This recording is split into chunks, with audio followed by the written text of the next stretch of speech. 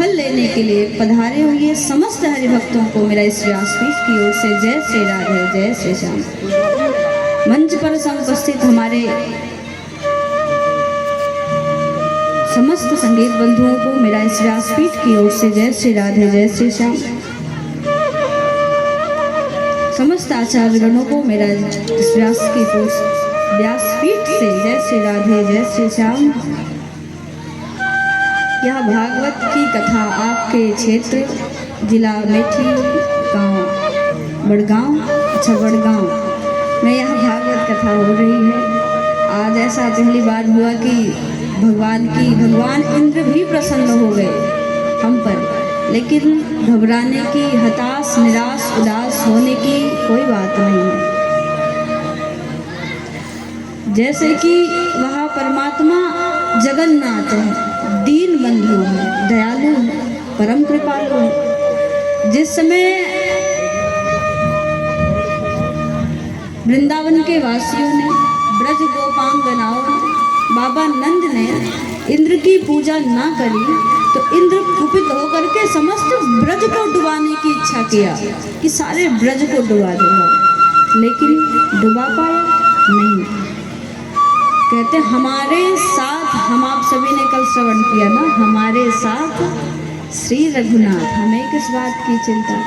तो हम उदास क्यों हुए? क्योंकि हम उसकी कथा में बैठे हैं जो कि गर्जना करता है कि मद्भयात वतिवातोयम सूर्यस्तपति मद्भयात वर्षतीन्द्रो दहेत्वाग्नि मृत्यु चरति मद्भयात।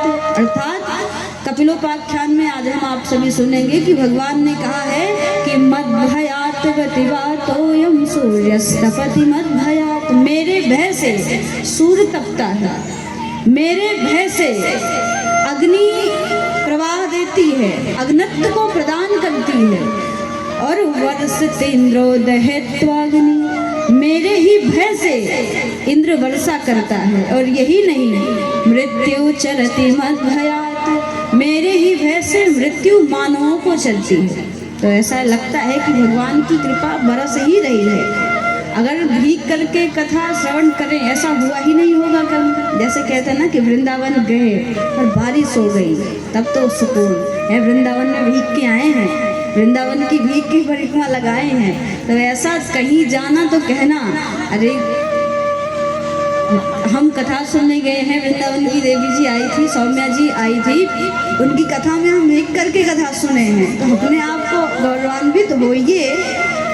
आपका भाव उच्च है, आप उच्च कोटि के भक्त हैं कि कोई छाता लेके बैठा है। हमारे यजमान जी की बात ही नहीं खत्म हो रही है, तो ये मन पूरा कथा में है। इनका जो भाव है ये मन से पूरा कथा में लगाए है। 4 घंटे कथा होती है, लेकिन नहीं, 24 घंटे कथा में मन का लगा रहता है।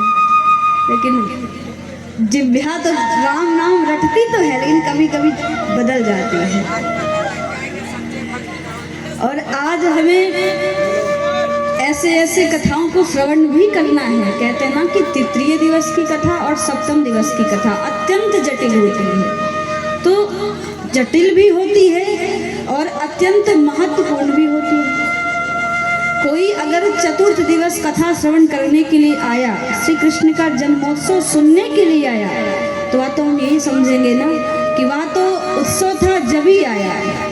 अरे उसकी भगवत्ता का क्या ही बखान करें जो पहले दिन से लेकर के सप्तम दिवस बिना रुके आया।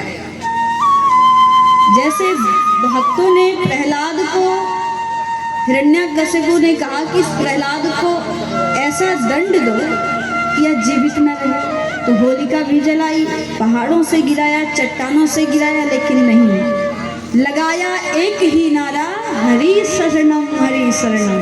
देखो हमारे लगाने से तो कुछ होगा नहीं, आप भी साथ साथ लगाओ, जब भी कल्याण करेंगे इंद्रदेव। और आज हम पूरा मन चित्त से कथा सुनेंगे। देखो कथाएं बहुत करी, खूब कथाएं करी, हर क्षेत्र में कथा करी, ऐसी ऐसी जगह भी कथा करी कि जो रात्रि के समय पहचान भी नहीं मिलता था कि इंसान बैठा है कोई। धनबाद के कोयलांचल झरिया में भी कथा करी। आदिवासी का क्षेत्र था, भीड़ खूब आती, कथा भी सुनते लेकिन काले बहुत थे। तो रात्रि हो जाती कथा में तो लगता बैठे हैं कि चले गए सब, कि हम सुना ही रहे हैं, लेकिन यजमान जी बैठे रहते थे। तो लेकिन भाव उनका था, या वो हमारी बात को कुछ समझते कुछ समझ भी ना पाते, जब भी बैठते रहते थे तो हमको लगता कितना सरस होकर के सुनाए। लेकिन ये आपका जो जिला अमेठी है इसमें तो कथाएं खूब करी आकर के, ऐसा लगा कि यहाँ के भक्त ज्ञानी भी हैं, वैरागी भी हैं और भक्ति भावना से परिपूर्ण भी हैं। तो आज पूरी कथा छूटने ना पाए, पूरा ध्यान से सुनना है। कम श्रोता हो लेकिन जितने भी हो भगवान की कथा के रसिक हो। कल हम आप सभी ने क्या सुना, कहा कि यह कथा किसके समझ में आएगी, किसके समझ में आएगी? यजमान जी के तो आ ही रही है, आपके भी आए। कथा उसी के समझ में आएगी जिसका पात्र स्वतः खाली होगा। हम अपने मन को पूर्ण रूप से खाली करके बैठे।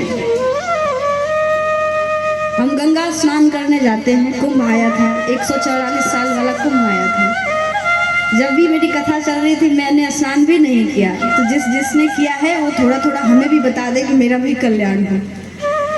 20 से 26 कथा थी सुल्तानपुर जिले में ही। फरवरी में तो हम नहीं जा पाए स्नान करने, और ठीक है वृंदावन के रहने वाले हैं, बिहारी जी का दर्शन कर रहे हैं, बढ़िया है। तो कुंभ का स्नान करने गए थे, क्या सोच के गए थे, गंगा मैया मेरे समस्त पापों को काटना। ये तो कहा था कि समस्त पापों को पुनः जीवित कर देना, नहीं कहा था काटना। लेकिन उस गंगा के सामने हम जाते हैं, मन में यही आकांक्षा रखते हैं कि माँ गंगा हमारे समस्त पापों का प्रक्षालन करेंगी। लेकिन वही पापों का प्रक्षालन करेंगी जो हमारे ना समझ में हुआ होगा। पाप खूब करते रहे, कहें रुको हफ्ते में गंगा नहाएंगे, दिन भर पाप करेंगे, ऐसा तो होगा नहीं। लेकिन उस प्रवाही गंगा से भी या सप्ताही गंगा श्रेष्ठ है। क्यों? क्योंकि चरणों से निकली है गंगा प्यारी, जिसने सारी दुनिया तारी। तो ये चरणों से निकल करके प्रवाही गंगा सारे संसार का कल्याण कर रही है। तो जो कि भागवत इति प्रोक्तम, पापियों को पाप से है तारती। तो वह गंगा सब प्रवाही गंगा हमें चरणों से निकल करके भगवान के जब हमें हमारे समस्त पापों से मुक्त करा देती है, तो जो मुख से निकला हुआ शास्त्र है, मुख से निकला हुआ वाचन है, जिन लीलाओं को भगवान ने किया, जिन लीलाओं को भगवान ने करना चाहा और जो करेंगे सबका निरूपण भागवत में किया गया। तो चरण श्रेष्ठ है भगवान का या मुख श्रेष्ठ है? आप बताओ। चरण श्रेष्ठ है, मुख श्रेष्ठ है। मुख से निकला है, मुख ऊपर होता है, चरण नीचे होता है। तो मुख से निकला श्रीमद् भागवत ये ज्यादा श्रेष्ठ है। क्यों? क्योंकि गंगा हमारे पाप को वही काटती है जो हमारे अनजाने में हुआ है, लेकिन भागवत कथा हमारे उस पाप को भी तारती है। जैसे पहले दिन सुना कि ए मानवा पाप कृतस्तु सर्वदा सदा दुराचार रता विमार्गा क्रोधाग्नि दग्धा कुटिलाश कामिनः सप्ताह यज्ञेन कलो पुनन्ति ते।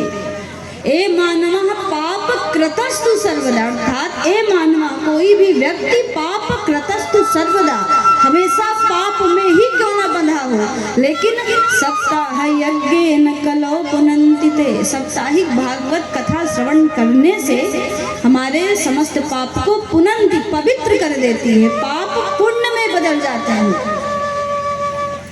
और उदाहरण, धुंधकारी तो महापापी था, गोकर्ण पंडितो ज्ञानी धुंधकारी महाखली था, लेकिन उस धुंधकारी का भी कल्याण भागवत ने किया।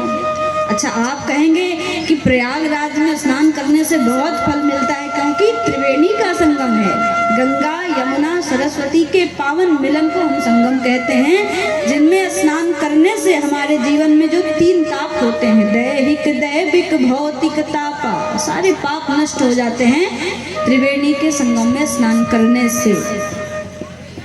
तो कहोगे भागवत में कहाँ संगम है त्रिवेणी का? जो इसका उपमा, इस भागवत की उपमा गंगा से दी जा रही है, तो समझो सरस्वती यमुना गंगा, तो कहते हैं हम संगम। आप भी बोलो ना, संगम कहते हैं।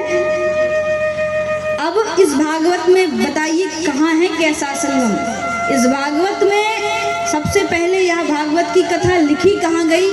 ब्रह्म नद्याम सरस्वत्याम, ब्रह्म नदी सरस्वती के तट पर यह भागवत कथा लिखी गई। तो सरस्वती जी आई। वेद व्यास जी ने इस भागवत कथा को कब लिखा? द्वापरे समनु प्राप्ते तृतीये युग परे। द्वापर के अंत में सरस्वती नदी के किनारे व्यास जी ने बताया, गणेश जी ने लिखा, जिससे यह भागवत की कथा तैयार हुई। कहाँ? सरस्वती के पावन तट पर। अब कहोगे गंगा जी कहाँ आई? सरस्वती जी तो हो गई, गंगा जी का परिचय सुनो। सबसे पहले इस धराधाम पर भागवत कथा कहाँ सुनाई गई?